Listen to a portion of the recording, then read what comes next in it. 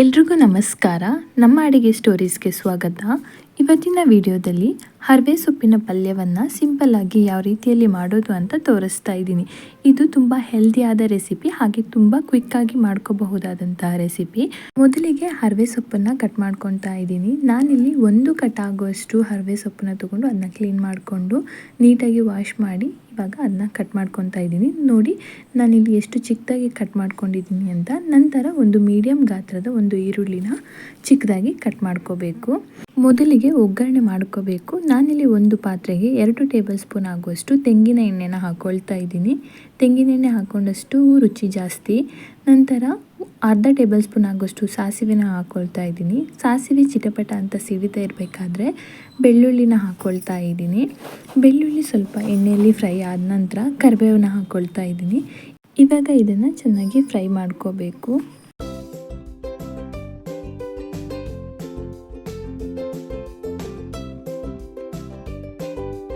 ಇವಾಗ ಇದಕ್ಕೆ ಕಟ್ ಮಾಡಿ ಇಟ್ಕೊಂಡಿರೋಂಥ ಈರುಳ್ಳಿನ ಹಾಕ್ತಾ ಇದ್ದೀನಿ.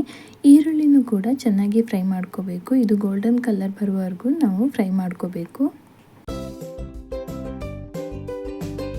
ಈರುಳ್ಳಿ ಚೆನ್ನಾಗಿ ಫ್ರೈ ಆದ ನಂತರ ನಾವು ಕಟ್ ಮಾಡಿ ಇಟ್ಕೊಂಡಿರುವಂತಹ ಹರವೆ ಸೊಪ್ಪನ್ನು ಹಾಕ್ಕೊಳ್ತಾ ಇದ್ದೀನಿ. ಈ ಹರವೆ ಸೊಪ್ಪನ್ನು ಚೆನ್ನಾಗಿ ಫ್ರೈ ಮಾಡ್ಕೋಬೇಕು. ನಂತರ ರುಚಿಗೆ ತಕ್ಕಷ್ಟು ಉಪ್ಪನ್ನು ಹಾಕ್ಕೊಳ್ತಾ ಇದ್ದೀನಿ. ಇವಾಗ ಉಪ್ಪನ್ನು ಹಾಕ್ಕೊಂಡ ನಂತರನೂ ಸ್ವಲ್ಪ ಚೆನ್ನಾಗಿ ಮಿಕ್ಸ್ ಮಾಡ್ಕೊಳ್ಳಿ.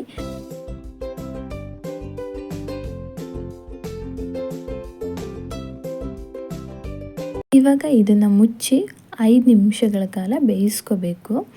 ಇವಾಗ 5 ನಿಮಿಷಗಳ ಕಾಲ ಬೇಯಿಸ್ಕೊಂಡ ನಂತರ ನೋಡ್ಬೋದು ಸೊಪ್ಪು ಎಷ್ಟು ಚೆನ್ನಾಗಿ ಬೆಂದಿದೆ ಅಂತ. ನಂತರ ಇದಕ್ಕೆ 1 ಕಪ್ ಆಗುವಷ್ಟು ತುರಿದಿಟ್ಕೊಂಡಿರುವಂತಹ ತೆಂಗಿನಕಾಯಿನ ಹಾಕ್ಕೊಳ್ತಾ ಇದ್ದೀನಿ.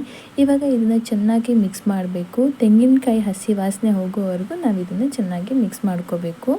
ನಂತರ ನಾನಿಲ್ಲಿ ಮನೆಯಲ್ಲೇ ಮಾಡಿರುವಂತಹ ಮಸಾಲ ಪುಡಿನ ಹಾಕ್ಕೊಳ್ತಾ ಇದ್ದೀನಿ. ಈ ಮಸಾಲ ಪುಡಿ ಹೇಗೆ ಮಾಡೋದು ಅಂತ ಈಗಾಗಲೇ ಒಂದು ವಿಡಿಯೋನ ಅಪ್ಲೋಡ್ ಮಾಡಿದ್ದೀನಿ. ನಿಮ್ಗೇನಾದರೂ ಆ ರೆಸಿಪಿ ಬೇಕಂದರೆ ಆ ವಿಡಿಯೋನ ನೋಡ್ಕೊಳ್ಳಿ. ಇವಾಗ ಇದನ್ನು 2 ನಿಮಿಷಗಳ ಕಾಲ ಚೆನ್ನಾಗಿ ಮಿಕ್ಸ್ ಮಾಡ್ಕೋಬೇಕು.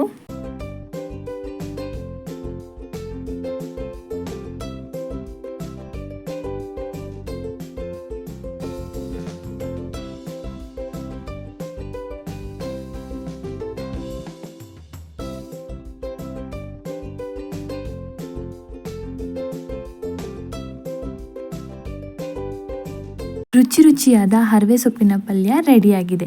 ಈ ವಿಡಿಯೋ ನಿಮಗೆ ಇಷ್ಟ ಆಗಿದ್ದರೆ ಲೈಕ್ ಮಾಡಿ. ಹಾಗೆ ನೀವು ಕೂಡ ನಿಮ್ಮ ಮನೆಯಲ್ಲಿ ಸಿಂಪಲ್ ಆಗಿ ಮಾಡಬಹುದಾದಂತಹ ಹರವೆ ಸೊಪ್ಪಿನ ಪಲ್ಯವನ್ನು ಒಮ್ಮೆ ಟ್ರೈ ಮಾಡಿ ಟೇಸ್ಟ್ ಹೇಗಿದೆ ಅಂತ ಕಮೆಂಟ್ ಮೂಲಕ ತಿಳಿಸಿ.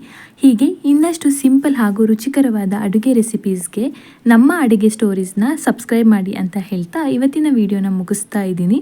ಮತ್ತೆ ಮುಂದಿನ ವಿಡಿಯೋದಲ್ಲಿ ಸಿಗೋಣ. ಧನ್ಯವಾದಗಳು.